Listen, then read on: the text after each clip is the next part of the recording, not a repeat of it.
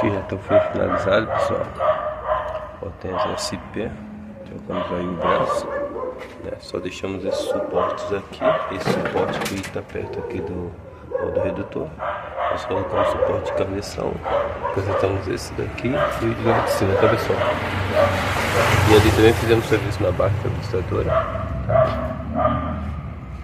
Fiz serviço aí de reforço da barra estabilizadora e colocamos aqui também no squat, tá, pessoal? Tudo acabadinho, tudo bonitinho, é isso aí. Vou estar funcionando pra vocês aí.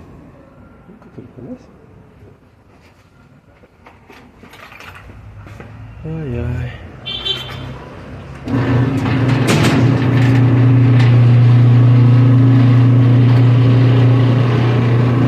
Mais um motor PPA, Potenza SCP, instalação MA Portões.